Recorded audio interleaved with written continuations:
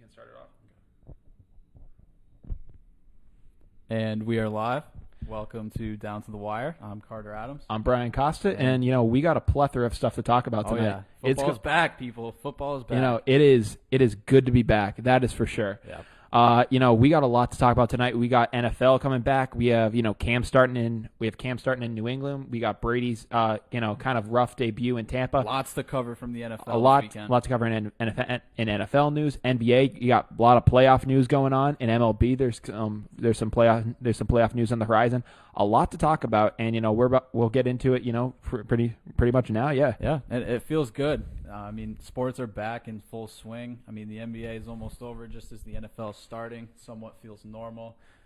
As normal as it could feel. As normal as it could feel right now. I don't think it'll completely feel normal until there's fans in those stadiums, though, and until the NBA isn't playing in a bubble. I completely agree. So, it is definitely going to be interesting, seeing how these NFL teams and that don't have fans are competing versus the teams that can have fans. We're already seeing an immediate impact with that. You saw the Jacksonville Jaguars. A lot of people who thought they're going to be a team that's tanking, is going to be, is really going to be purposely trying to lose games. They're one of the few teams that is allowing fans in the stands, and they managed to get a win over your favorite quarterback, Phillip Rivers. Gardner Minshew went off this weekend. He I had know. One incompletion. Yeah. That's very good for the Jags. I definitely think that teams like the Chiefs and the Jaguars will have somewhat of an advantage because of the fans. Yeah, no, I completely agree. There are rumors that other teams are going to be having having some fans as well, and there are some saying that, I think, like the Buccaneers, and some fans are saying that I heard that the Tampa Bay Bucks, I think they're going to have fans in, I think, for their week 3 or 4 game against the Packers. Not entirely sure about that, but I guess they are trying to work their way back into fans, but it's going to be interesting seeing how it's going to be done. Yeah, this is something that the NBA was able to avoid, but it definitely does bring up a pretty good topic to talk about in the NFL, because these teams that can have fans definitely have an advantage. And is it fair? Yeah, no. It's tough. I don't know what the NFL is going to be able to do about it, because some of these decisions on coronavirus and just like what teams can have fans in the stands, it's really just up to the states and how they decide that. It's going to be tough I don't think that there's anything that the NFL could do. I don't think that it's right for the NFL to ban all fans outright. If a stadium can have fans, I think that they 100% should be allowed to do so. Definitely, I agree. But it's a clear advantage to the teams that can have it versus the teams that can't. No, you're right. And we saw that Thursday night when the Chiefs played. They said that there was no artificial noise being pumped into that crowd, and it sounded like a full crowd. Yeah, no, I completely agree. That Chiefs crowd, all 17,000 of them helped to make that game more electric. And we both know that the Chiefs are the last team that need that advantage. Yeah, no, for a team as loaded as the Chiefs, giving them another advantage with, 17,000 fans, most people would look at that attendance numbers and would scoff at it and would say, those are awful numbers for a fan base. What kind of fans would these guys be? But under these circumstances, that's going to really be something that helps them out a lot this season. It's big for sure. Yeah, for a lot of teams, you look at a lot of these you look at the Houston Texans. I don't know if they're allowing fans in the stands, but if they're trying to get a stop on whatever, and they have no fans to be able to chirp it, or if it's just artificial noise, then that's really not going to do anything. But when you have real live fans in the game, it does kind of add another element to it. Definitely. Yeah, no. So, just in the NFL in general, a lot of kind of like new faces and new places. For Patriots fans, definitely. We got to see, for the first time, Cam Newton suit up and play in New England. It was a great Sunday. Yeah, I remember talking to you on Sunday. You were really animated and really pumped to see Cam. What were your thoughts on his debut with the Pats? I'm going to be completely honest. I didn't like the amount that he was running. Yeah. I think Belichick was kind of throwing him around a little bit. It almost seemed like he wanted to, though. He's very injury prone. He says he's fine, but that made me nervous, because the last thing us Patriots fans want right now is to see Cam Newton go down. Yeah, no. So that was a very interesting thing for me to see out of Cam. I definitely thought the Pats were going to – I knew the Pats were going to, implement running more into the offense, obviously more than Brady, but I thought it was going to be more along the Jacoby Brissett route, where it's a part of the offense at this point, but it's not going to be as dominating as it was. You saw read options worked into that playbook. It's like Have the Patriots ever played like this? I mean, you can think back to the Jacoby Brissett game during Brady's suspension during Deflategate, and it kind of was a play style like this, but I mean, not nearly as much. Nothing permanent either. No, and I mean, Cam was running all over the place. I mean, I thought if he had gotten 50% as many carries as he did, I would have said, man, he got a lot of carries, but I mean, the amount of carries that he got was insane. Yeah, I mean, I definitely thought he ran way too much, like I said, but the thing is, we know Cam has a really good arm too, so I won't be surprised if Belichick, being the versatile coach that he is, can come out week 2 against the Seahawks and have Cam slinging the ball downfield. I mean, you'd love to see it. You'd love to see the Pats offense get some more versatility in it.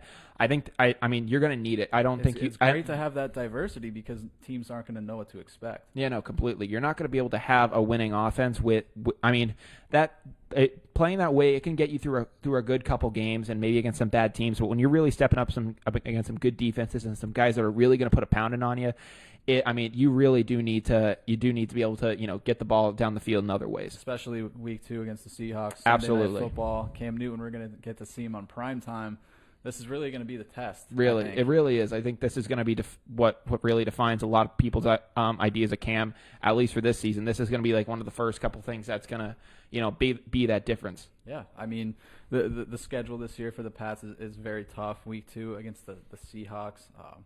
What are your thoughts on that? What do you think is going to happen? It's going to be a tough game. It's going to be a very tough game. I don't know if I can see the Pats really getting this win out. I mean, it's not even just the idea of it being a new quarterback and a new system, but I mean, you look at the guys that the Pats lost on defense, not even just through free agency, but just through opt-outs in general because of COVID. Mm-hmm. It's going to be really tough to that Seattle defense is. I mean, it's not the Legion of Boom, but it's still a solid defense. It's still an above average to high end defense, and they got Earl Thomas in that secondary now, which is going to be huge for them. And Seattle's offense is coming along. I mean, you got DK, you got Ty, you got a lot of these different guys that can make plays for Russ now, which is something that he desperately needed in his career. And I mean, I think it could be a tough game if the Pats D can't step up, but if the Pats receivers can make some plays, then I don't know if they're going to be able to, but if they can, it could make it a closer game. So I heard that Earl Thomas was leaving the Ravens. Did he go back to the Seahawks? Did I say Earl Thomas? Yeah. Oh, I meant Jamal Adams. My apologies. No. I don't know why I said. I'm so used to seeing Earl Thomas. I'm so used to seeing Earl Thomas with the Seahawks. I mean, Chris Hogan's a Jet now. Yeah, no. if you knew that. I mean, this offseason's been so weird with me. I mean, some names I just completely mix up. It's a weird season. I meant Jamal Adams. My apologies. I'm so used to seeing Earl Thomas just be a cornerstone for that secondary. Mm-hmm. Jamal Adams being the addition that was made.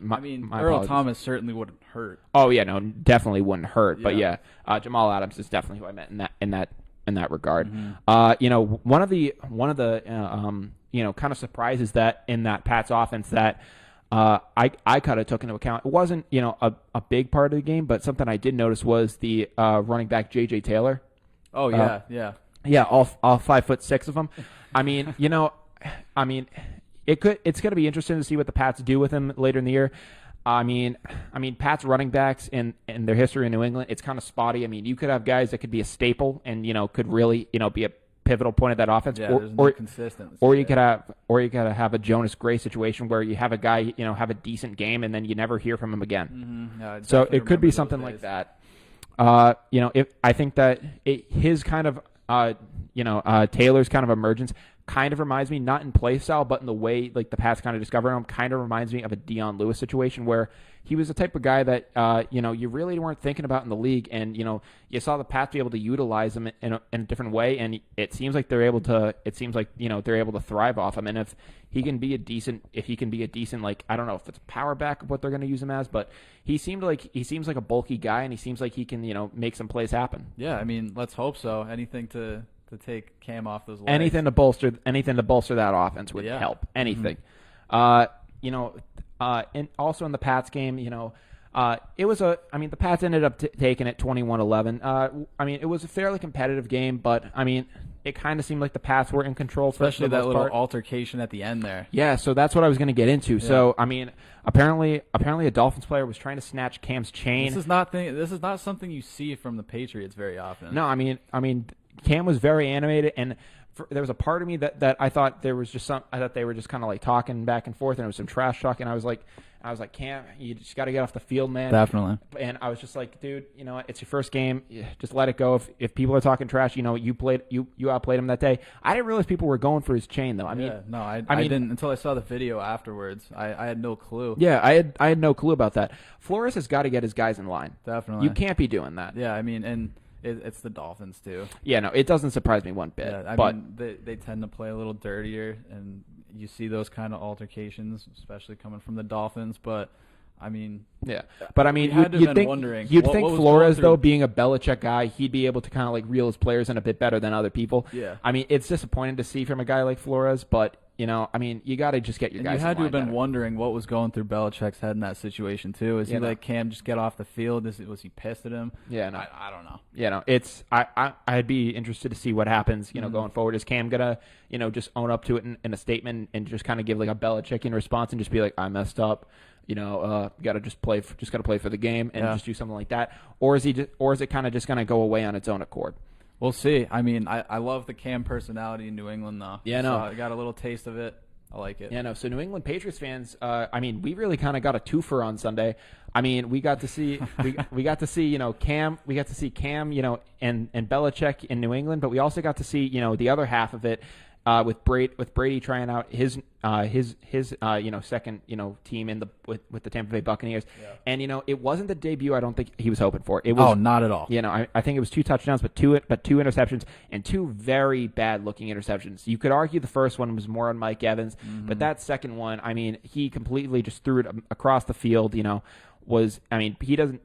I mean, I love Brady, but at this point, I don't think you don't have the arm strength to make a throw like that and not expect something bad to happen. No, you're right. And Janoris Jenkins was just camped on that ball. Oh yeah, definitely. You see Brady throw a lot of those picks where it's almost like a simple screen over to the right, and then it's just picked. And I mean, I've been seeing a lot of people like talk about this. I've been seeing guys on ESPN like Kellerman and all those people saying like this is the end of Brady. And we've been saying this for years. Yeah, this is how you know it's an NFL season. The Browns are getting blown out, and Brady's getting doubted. Yeah, no. So, I mean, I get that a lot of people are going to throw down on Brady, but at the same time, I mean, I've seen this guy have terrible opening games, terrible games at the start of the season, and I mean, at least for him and the Patriots when he was on the Patriots, I mean, for him the season doesn't really get started till December, and at that point they just cruise. I mean, I remember there was a point after they won their 5th Super Bowl, they were playing the Kansas City Chiefs, and they just got, and it wasn't even Mahomes yet. It was still Alex Smith and the Kansas City Chiefs, and they just got completely demoralized on that Sunday night game. And then they also had, I believe it was either Sunday night or Thursday night. And then they've also just had games against the Chiefs and just other teams in general opening up a season, and they just don't look like themselves. And I mean, I remember after that Chiefs game, after they won their 5th, people were saying, "Oh, Brady's done," and he won an MVP. Yep. So I think that's judging things off one game, especially he's been in the same system for 20 years. I mean, he's played under the same coach, under the same regime. I think to say did he like go out there and play like 2007 Brady? No, but he hasn't played like that in a while. And he never will play like that again. No, he won't. The truth. He won't. He's only getting older. No, I completely agree. But from what I saw in that offense, there were definitely things schematically that I think could lead to a successful Bucs team. A lot of people were doubting that offense, but I think that schematically there are some things on that offense that could work. I mean, they showed hope. Yeah. Yeah. I mean, you saw him dropping in balls to Godwin. You saw plays he was making. Oh, exactly where he wanted him to go. He was making plays. He's still Tom Brady. I just think. Like I was saying last week, the kinks need to be worked out a little bit. Yeah, no. So you saw him I mean, he turned that guy Scotty Miller into. I think that's going to be his new Edelman down in Tampa. Yeah. I mean, I picked him up in fantasy. Oh, really? I mean, I think that Brady's going to take that guy and he's going to try to really do something with him. I mean, obviously Evans and Godwin are going to be key components of that offense, but I think he almost could be in Tampa what an Austin Collie was to Peyton Manning up in Indy, where Peyton Manning still had great receivers up there. He had a Harrison and he had Wayne, but he still had that. But there's something different about this guy. But a guy like Austin Collie, it's just the type of guy that you can have a solid slot receiver, and he can just make plays when the other two guys are D'd up. Mm-hmm. So there are parts of the offense that I think could work. I mean, you didn't see a lot of Fournette. You didn't see Gronk have too much production. So I think you're going to have to see this offense ramp up. I think that Arians, kind of like talking, kind of basically saying that Brady messed up. I'm hoping that'll light a fire under the Bucs, but I don't know. But at this point, if this is what their season looks like, it would be an utter disappointment. Mm-hmm. But it's gonna be an interesting especially road. You said there was stuff coming from Kellerman too, right? Oh yeah, I mean Kellerman's always gonna be talking trash. That's always that's the fire right there. That's tradition of the NFL season. Yeah, like I said, it's an NFL season underway. Oh, Tom completely. Brady is getting doubted way too early because that Bucs team showed a lot of hope. Completely. I mean, it's ridiculous that people still look at one game from a guy, and I mean, guess what? I mean, you can argue that, but I mean, they also played a very tough Saints team. But I mean, I get that people want to judge stuff after one game, but at the same time, they also didn't have a preseason. Not at all. They didn't have a preseason. I mean, I can't imagine what it's like going into a game like this when you don't even have like basically reps to like warm up. You're doing like Zoom calls for your OTAs. I mean, I can't imagine what that's like. I mean, after being in such repetition for all that time. I mean, Brady wasn't going to too many OTAs in New England, but I mean, you're with a new team after 20 years. I feel like you gotta have like. I feel like being in person with these guys more than not would have helped. Definitely. But, it's going to be interesting seeing what happens to Brady over there. But do you think who do you think is going to have more wins at the end of the season, Bucs or Pats? I think it's too early to put my finger on like a solid prediction. But for now, if I'm just going to throw something out there, the Bucs. Yeah, I think so too. I mean, unless the Pats add a receiver that can really, their schedule is nowhere near as tough as the Pats. Yeah, I think unless the Pats add a receiver that can really make a difference, I think the Bucs will too. Mm-hmm. Before we get over to the next subject, we have Tyler Tucker in the waiting room. Oh yes. We're gonna admit him real quick. Oh. Let's see. Just waiting real quick. How's it going, guys? What's up, Tyler? How we doing, buddy? I'm doing good. How about you guys? Love to hear it. It's good. It's good to have you back on the show, man. Mm-hmm. How's it going? It's going good. That's It's going good. really good. So How about you guys? It's going good. Solid. So we were just talking about NFL being back. We were talking about Cam with the Pats and Brady with the Bucs, and we were just talking about a lot of that stuff. What was your opinion of opening weekend, especially for the Vikes, who got it really handed it to them by the Packers? Yeah, so first off, I'll just talk about the Patriots because that's the only game I actually got to see because at work they're all Patriots fans, so that was the only game that was on TV. Love to hear it. So, oh, yeah, completely. Yeah, so watching Cam, he needs to realize that he's over 30 now because out there it looked like he was really trying to be Lamar Jackson, and on pretty much every read option he was taking that ball and going with it. And that's what I was saying. If he wants to make it a whole season, he cannot sustain that type of play. He needs to learn how to sit back in the pocket and throw it running that dude way Edelman too much. crossing route. Yeah. I mean, he looked like he was even running more in this game than he ever did in Carolina. Mm-hmm. I mean, guess what? If you need to do it for a couple plays, you can do it. But I also wouldn't be surprised if Belichick just if it's a 1-year rental and it's not and it really isn't. If they don't end up turning this into a longer-term deal or even franchising him, I honestly wouldn't be surprised if Belichick runs him into the ground. Belichick either. I wouldn't be surprised if he runs him into the ground and just says, you know what, figure out in free agency. But when you're on my team, you're just going to like we're gonna try this play style. You're the test. Yeah. If not, we'll draft a running quarterback. Yeah, really. And it could end poorly for Cam, but I think Belichick's just gonna run it. I think Belichick's just going to run the table with Cam and just see what happens. Tyler, I mean, another thing that was, probably detrimental to you as a Vikings fan was probably having to see AP suit up on Sunday in the blue and silver. Oh, my God. I threw up in my mouth when I saw that. That was ridiculous. I mean, Tyler, it looks like he still got it, and the reports were the Vikings had zero interest in him. Zero. That's such a shame. Now, granted, Dalvin Cook is one of the best backs in the NFL, probably the I third or completely fourth agree best with you, back. but I think, but wouldn't you agree that a nice veteran presence would have, helped his development to become an even better back? Some sentimental attachment. Exactly. I think I mean, but a guy Dalvin probably grew up idolizing from a very young age. I mean, no one could have really been what the idolizes Vikings Minnesota needed players. for that momentum. I mean, I don't know, Tyler. AP was one hell of a player when he was in his prime. Listen, I didn't come on to get lambasted about the Vikings' choices, all right? I'm not in the GM's office. All right, fine. No Well, let's talk about that Bears game. Yeah? Yeah. I'll give it to you. Trubisky did look not garbage. Yeah. I mean, I really think he's going to prove the haters wrong this year. I don't know. I still think Foles will be on the field at some point, Your times other than garbage prediction time. Before was that Trubisky would be out by halftime. Oh, I didn't say that. One. That was my prediction. Oh, actually, that was your prediction. I said he'd at least get through 2 or 3 games. Okay. Before Foles is in. All right.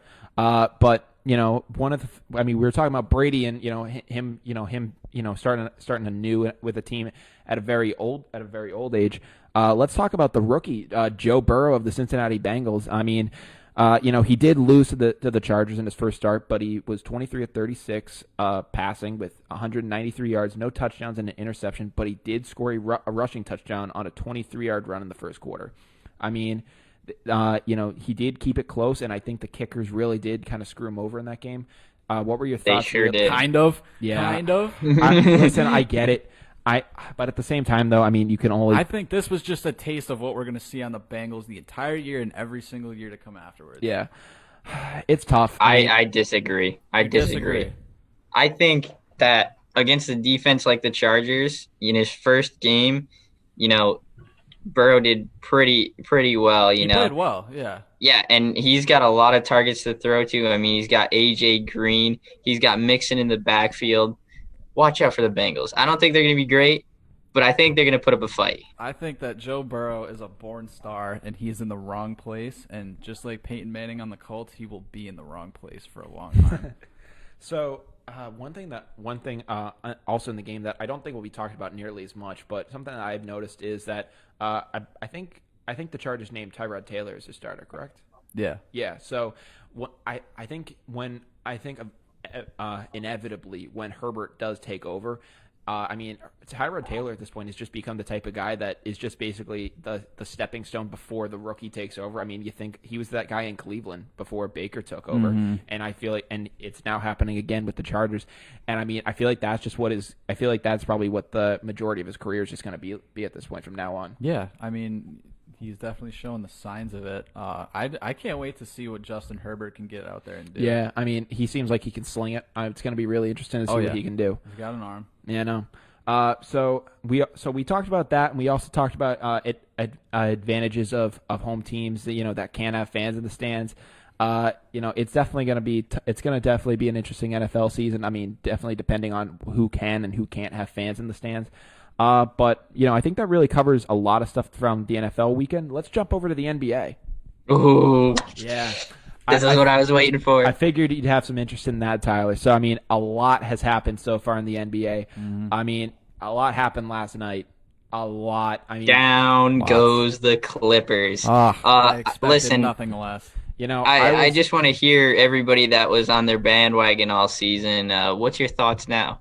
Our roster's so deep, man. We got the best team in the West. Okay. No. Okay. So I'm a Celtics fan, so I'm not on the Clippers bandwagon, but I was definitely one saying that I would definitely take the Clippers over the Lakers just because of where they were. I mean, but what happened last night? I mean, Kawhi and Paul George, neither of them had points in the fourth quarter. You can't do that. That's ridiculous. I mean, Paul George fell apart. He had an awful postseason in general. I mean, but that you just can't do that. I mean, it's ridiculous of how that happened. I mean, I really don't have words to describe how disappointed I am in the Clippers. I mean, they had a lot of depth. They really looked poised. Like it seems like a type of team that Kawhi could lead, and to win a chip. I mean, it would have been a heck of a story. I mean, him doing it in the town that LeBron decided to go to. But I mean, they definitely had. I was getting Pistons vibes, like bad boy vibes. Yeah, but Bad boys won a chip. Yeah, I know. Yeah. I mean, do you guys think that? I mean, this is what Doc Rivers' like 7th year with the Clippers, and they still can't get past what is it, the second round, and they still can't get to a conference final. Do you think this might be, do you think the window is starting to close on Doc Rivers' career with the Clippers? No, I don't think so. Just because you gotta look at what's happened in the past. So, all right, Lob City, they had injuries to Blake Griffin. Chris Paul had a couple injuries here and there, and then even with this team, it's not his fault that Paul George was ice cold all season. He seemed to not. He didn't just have the effort that the Nuggets had all their series. They were just playing so much defense, running up and down the court. So I don't think you can fault Doc Rivers for stuff like this. And especially in a weird season like it's been, there wasn't a lot of time. Like they weren't consistently playing. So I can kind of see why George was a little off. But then again, I don't think his effort was there 100%. Yeah, no. I mean, I think that Doc Rivers, I don't think that the window is closing as fast as a lot of people would speculate right now. I'm not, although I brought that up, I don't think that it's closing as fast as people are saying. But I mean, one thing that will probably save him is the fact that Kawhi and Paul George really. I mean, whenever they were on the court, like the other one never seemed to be on the court together. One was either injured or one wasn't playing because of load management. I mean, when they were on the court in the regular season, good things seemed to happen, but I think that lack of chemistry that they got from not playing a ton of games with each other throughout the regular season, I think that's really what cost them. We saw that in full action last night. Yeah. I mean, I think it's apparent. if next year, if they keep that team together and kind of avoid the injuries, because you got to remember too, Paul George has been dealing with his shoulder for the past 2 years now. If they can kind of limit the injuries and keep the same team together next year, I'll give you, they're going to be a force to be reckoned. But it just but they also have to get that chemistry though. They also need to be able to gel. If they can't do that, then yeah. I don't think Doc Rivers is the guy. Yeah. Really? No, I think.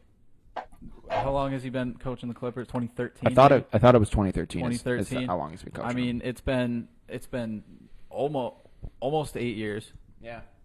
Yeah. Scenery has changed for the players a lot, but the coach hasn't changed, and nothing's happened. What does that tell you? But think about this. He's really only had 2 superstar teams. He had the Lob City for 2013 to 2014. All right. Then in the middle, his superstar was Tobias Harris and Boban. Those were his biggest guys. Mm-hmm. And this is the first year he's had this all-star caliber team put together. You're right. So we've all seen what Doc Rivers can do with an all-star caliber team. He had a big 3 in Boston instead of like 3, and then dip. Well, that Kobe. big 3 in Boston should have won a lot more chips than they did. I agree, but yeah. At least we got a lot of draft picks out of him. Yeah, no, you're right. It's definitely going to be interesting to see how the Clippers try to retool for this upcoming season, but I mean, disappointing for them nonetheless. I mean, Kawhi, a lot of people were saying, Kawhi has just been on a tear, but I mean, you can definitely say that this do you think this drastically hurts his legacy, or do you think he's going to be? I do think it drastically hurts his legacy. Really? Yeah, because this is the first year in so long that Kawhi goes into the playoffs with the highest hopes, even higher than last season. Yeah. Yeah, honestly, the standards were super high for this Clippers team, and they blew it. They absolutely blew it.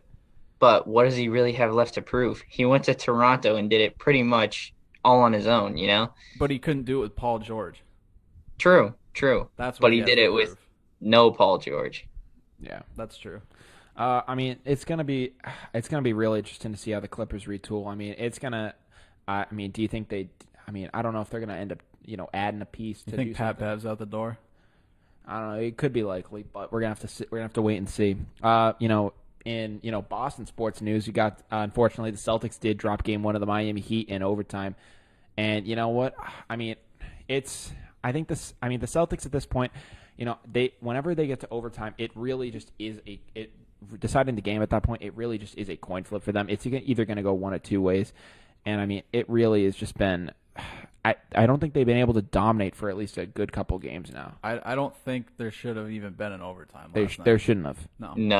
No way. Yeah. And my thought on this is you just unleashed the beast in Jason Tatum, because all in my feed last night on Instagram, I saw Tatum getting stuffed by Adebayo, and he's going to be seeing that, and he's going to come back next game, and he's going to drop 50 on Miami's head, and we're going to win by 20. I mean, I hope so, but there's a part of me that thinks that that'll just give the Miami Heat the momentum. Yeah, I mean, I don't know if I mean Tatum. I mean, they've had to face enough adversity already this series. I mean, you saw a Kawhi-less Raptors team take them to 7 games. I mean, you would almost think that like that would be enough drive to get him to kind of like really step up and do something, but he really just hasn't. Yeah. But however, you also got to factor Kemba Walker in. As much as I love him, he has not performed up to standards in any playoff game. I mean, so far. You're right, but last night he definitely proved that he should have been the one taking that shot at the end of regulation. Very true. Not very true. Yeah. I mean, Celtics are gonna have to step up. You can't be playing like. I mean, you just gotta, you just gotta, want it more. You really do. I mean, I don't really know what else to say in that area, but Jimmy Butler wants it bad. You can tell. Oh, he does. I mean, he wants it so bad. I mean, you have to want it more than Jimmy Butler. I know that's hard, but you have to. I mean, you have to just realize that what, if we don't really step up our passion to really do this, then it's not going to happen. And that's why a team like the Nuggets has made it so far, because everybody's been saying, like all the experts and the scouts within the bubble have been saying, all these teams are going to win based on effort because there's no fans out there. There's nothing is changing the momentum besides you doing something. And guys like Jimmy Butler is going to go out and just drive to the basket and get a hard-earned layup, exactly. And that just changes the momentum easily. This Heat team could never make it back to the Eastern Conference Finals. Never. But the reason why they made it here today is because the bubble. Yeah, no, the bubble has really just thrown everything for a loop. I mean, the Lakers if they were playing in Milwaukee, the Bucks take that series for sure. I mean, it'd be a toss-up. I mean, Butler does want this, but I don't know if I give it to Milwaukee. I mean, it would have been a much different series. It would have been a very different series, and I think it would have been much more competitive, and Milwaukee would have had a much greater chance to take that series. Speaking of Milwaukee, yeah, I mean, a lot of news coming in. I mean, the Bucks are obviously out of it, but I mean, the Bucks owner and a lot of people in the Bucks front office really seem that seemed to have really set a fire off with these guys. And there are reports coming out that apparently the Bucks owners basically told Giannis that they are willing to spend really whatever it takes to help him win a title. Sat down, they had a 3-hour conversation over dinner. So if you need all the details. And they said, whatever we need to do, we'll do it. And I think rightfully so. That's what the Bucks should be doing. I mean, it's what they need to do, and it's what they should do, and it's what they need to do, especially if they want to keep Giannis in Milwaukee. You let Giannis slip through your fingers as an organization, and that's a big regret. Yeah, no, you'll never come back from that. Mm-hmm. No, that's like losing LeBron. You'll be in mediocrity for a long time. At least get one out of him. At least get one chip out. Get one chip, and that you can at least say at that point it was worth it. Mm-hmm. You can try to say it was worth it at that point. You got the chip. I mean, I don't know who they'll try to go out and spend for, but I mean, if anything can help Giannis. I mean, I don't think Middleton is that 2 guy for Giannis. I think that he definitely needs, a higher end piece. Yeah, and that's the thing. All that team is missing is just that Pippen. You're right. Middleton would be a great third option. You mean Giannis being that Pippen? God. That was such a terrible take. What a terrible take. God. Oh, my God. That was an awful take. But yeah. All he needs is that second guy, Middleton, put him in the third slot, and they'll be the team to beat in the East, without a doubt. Yeah. And finally in the NBA, I mean, among, 2 different things, but, Coach Mike D'Antoni and the Rockets decided, after, a good couple of years, they're going to part ways. And, I mean, what a move. I mean, that is, crazy move. I mean, you would have expected. I mean, I find that move to be kind of crazy. I mean, especially for Harden saying we're a piece away. I mean, I don't think they were expecting to be that we're a coach away. Yeah, I was really shocked by that. I did not expect that because, I mean, besides Westbrook, D'Antoni fits everybody's play style. If Harden's going to play that quick ISO ball, shooting from outside, so he seemed like the perfect guy to coach that team to a victory, but. Yeah, I guess they'd rather fight or fire D'Antoni than just go out and buy a center. Yeah, I guess. We were talking about, we had talked pretty passionately about it. I guess that my reports on it were kind of like a little mixed, but we were saying like thoughts on Tyronn Lue going to Philly, and we kind of shot that down real quick because we don't think he'd be much of a leader. I was gonna say, Tyler, that's a really good way to think about it. I think you just changed my mind actually, because I actually agreed with the move. I don't like D'Antoni as a coach, and I think that was what the Rockets were missing. I think the small ball could work. I don't think D'Antoni was the guy. I'm gonna have to disagree with you. Yeah, that's what I'm saying. I mean, you get a center, maybe keep the coach, and some different things could happen. And that's the thing. Look at it. Look at in the past. Granted, D'Antoni. Let's look at the D'Antoni Suns. He had guys like Marion and Amari Stoudemire down low, and he was still playing that quick. He had Nash available to pass the ball. Both Harden and Westbrook, they're not really known for it, but they can dish the ball. So you just get that one big guy down there, maybe like a Montrezl Harrell, some guy like that. You give him the ball and at least try it out for a year before you fire the coach, maybe. Exactly. Yeah. I mean, especially for a guy. I mean, he's made it to the Western Conference Final with these guys. I mean, you'd think that if you can go get that piece, try it out with that piece. But the Rockets decided they're going to go other ways.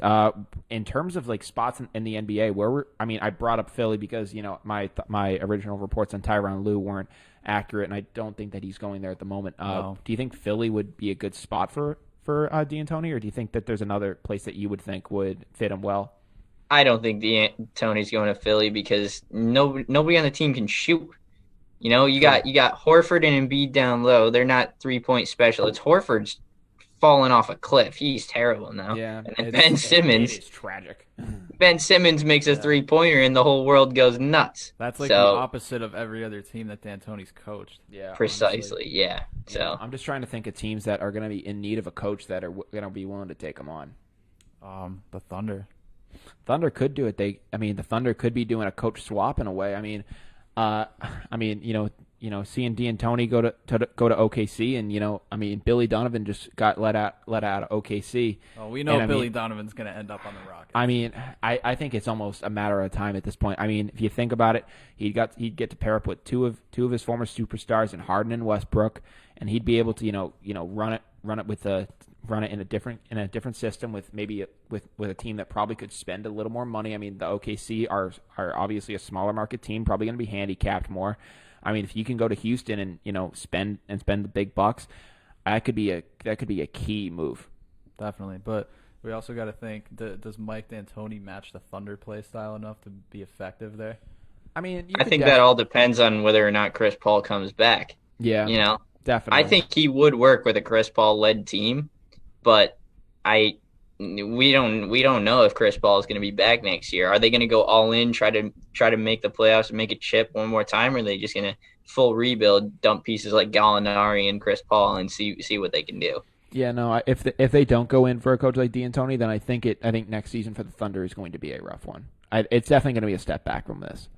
I hope not. I hope I get a hope good hire in there. I hope not, but Maybe I keep think Chris Paul around. But I think the firing of Billy Donovan, instead of trying to go forward with him in the team that you have, it kind of just like shows that like they're not confident that this team is going to be able to really build into anything. I think that they're just going to try to try to further the rebuild. I think that's what they're really trying to go for. They're going to go, we don't think a 35-year-old Chris Paul, as great as this season was and as magical of a run we have, they just don't think it's sustainable. Yeah, there's almost no good time to strike right now. Yeah, really. They kind of are in they're in an upper kind of purgatory area where it's where they don't where they're successful. They were a 5 seed, but they really just don't know where they should be going. Should they continue to go in the process of blowing it up and get a high end draft pick, or should they start spending and try to acquire some talent? I think that they should. I feel like that they're in a very weird spot, but they're trending upwards. Mm-hmm. But I think Billy Donovan on the other end of it, going to Houston, could definitely work. I think that's probably what's going to happen. I think that. How cool would that be, though? Yeah. Especially if you're a Thunder fan. It would be really cool to see that happen. Yeah. See, I really think the Thunder should have given this team one more go because Chris Paul had an MVP season. I don't care what anyone says. I will stand by that. And I was never the biggest Chris Paul fan. I never really liked him. I thought he was kind of an a-hole, and I just didn't like how he played. But after this season, I really see he's a team leader, and he's got that dog mentality like Jimmy Butler. And you put any other point guard in the league on that team, they're not finishing in that same spot. And I'll stand by that take. Yeah, I mean, I could see that he was definitely a very valuable player, and that's what the award's about. So Yeah. I agree. I mean, most valuable doesn't. I mean, it is one of those awards. I mean, a lot of people talk about of adding value to a team, and a lot of people talk about it being like, oh well, Mike Trout wins MVPs a lot in baseball, but his team is still not finished. His team, even without him, isn't making the playoffs. I mean, a lot of people could try to argue. I mean, it's not a is it about being the best player in the sport of that year, or is it about being the most impactful player? When in 2016 Trout won the MVP, but Mookie Betts hit over, I think was hitting like 330 and hit 30 home runs, and willed the Red Sox from being a last place team the previous year to being a first place team the next. So, I mean, it's definitely one of those arguments of is it, just who has the best stats and who's the best guy that year, or is it who really makes the difference and transforms your team from being what they are to, the next and level. Personally, I think it's a lot of first name basis, because if it was really like who is the most valuable player, let's not consider anything else. LeBron James would have 6 MVPs right now, but there's voter fatigue. There's, if you vote the same guy in and out every single year, people are just going to be sick of it. They're going to be like, oh my God, LeBron again, when he deserves it big time. And, as great of a season as Giannis and LeBron and all them had, Chris Paul is my MVP. I'm putting that out there. Now let's look ahead next season, Tyler. How long do you think before Luka gets his? It could be next season. You think it's very next well year? could be I next think season. It's next year. I think next year's Luka's year. I think. He's done this year. He's only like 21. Yeah. He's in his early 20s. He's only trending upwards. He's going to be a staple of this league for a long time. I mean, he's going to be just, it's going to be insane what he does for this league. Yeah, and like you were saying before, you don't vote the same guy for MVP every single year. No, and I think that's what leads me to believe that if Luka puts up some similar but better numbers to what he was putting up this year, he's got it next year. Yeah, I think so. And we all know he is the most valuable player in the league, especially to the Mavericks. Yeah. Oh, for sure. Yeah. Without him, you can't have Porzingis run that team. No way. He has to be the number 2 guy for them to be good. Now, before we run out of time, should we get into the Nuggets-Lakers matchups and, see what we're thinking? Who's going to win that series? Well, you know who I want to win that series. Dude, how cool would a Nuggets-Celtics finals be? Not cool. Nothing. Not cool. I have no interest in a Nuggets Celtics finals. It's got to be the rivalry. It's got to be Lakers. It has to be the rivalry. It has to be. No. Lakers. I mean, cool for a Celtics fan. Oh, I mean, what? Because we think we might take it. Yes. Oh, I mean, for sure. A lot better shot. I'd love to see Banner 18 go up. I mean, I'd love to see it. I mean, the only part that's bittersweet about it is that there aren't going to be fans in the stands to go see it. Mm-hmm. That's the one bittersweet part about it, because a lot of people will be able to say like, oh, they knew where they were in the stadium for that playoff run, but that really isn't going to happen here. It's going to be a surreal experience when the finals come around, because people are just going to be like, I don't know if there's going to be as much emotional attachment to the whoever wins this championship in comparison to other teams. I could argue it might have more, because if you think about it, the NBA was pretty much the leader in returning back to some level of normalcy. They were the first ones to have a set plan. They didn't F it up like the MLB. They have been going strong all along. They haven't had to shut down, and they've kind of been a light of hope this whole time. And I think with the fans, it evens the playing field. Everybody that saw the Lakers and Celtics 2020 finals, they all watched it at home from their couches. So, I think, granted, it might not have the same, watching it, you won't be like jumping up and, like with the fans and everything, but I think it'll still have the same level of emotional impact. I see it. Let's not forget, they still played all 82 games. They got a full playoff season in. So, I don't see it really too much different than a normal season, besides the fact that it's taking place in September rather than a couple months earlier.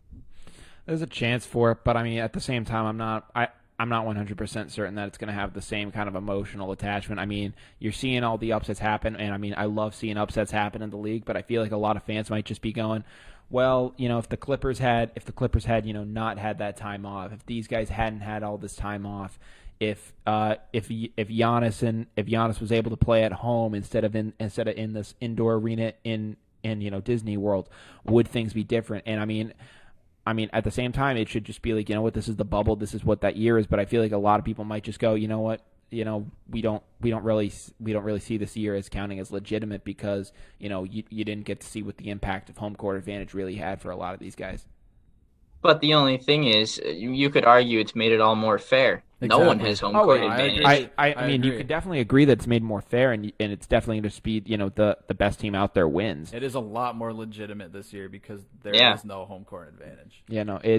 It's definitely interesting seeing just what happens when you put when you just put the bodies out there and just like see what happens. And I think the only people that would be making that excuse that it would not be a legitimate season are the ones that got knocked out because they don't have home court advantage.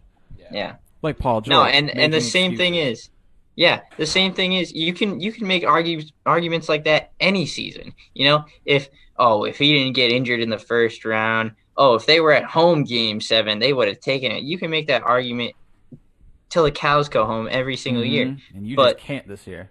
You can't. You're at a neutral site. You ain't got no one cheering for you. You got the virtual fans, sure. Yeah, you're 5v5, blood, sweat, and tears. These players that are still there, they gotta want it the most because they want it the most. It's obvious because if this was a normal season, we wouldn't be saying Nuggets, Lakers, Miami, Celtics right now. It'd probably be more Bucks, Toronto, and Lakers, Clippers. Yeah, but it's just not like that. Some of these guys came in and they're like, all right, let's get this over with. And guess what? You got your wish. It's done. You're home for business. Yeah. Yeah, no, it's crazy seeing, just how crazy, this entire playoff series has been. I mean, it's been completely unpredictable. You've seen a lot of upsets going on. It's currently 8:51, but before we do end up going down to the wire, Tyler, you did bring up earlier that what'd you bring up? You brought up that NBA has handled this a little better than MLB. Some recent news that came out kind of would I mean, I don't really believe that MLB's the way that they're managed is proper, but there is some news that came out that I do think that is interesting. According to a news source, the MLB and MLB Players Association did come together to have a bubble for the playoffs, so it'll be from the Division Series to the World Series. So this is going to hopefully be able to avoid outbreaks. And, like in the middle of a series, they don't need to stop for 2 weeks in order to get things done. I think that is 100% the move to do. Well, in my opinion, with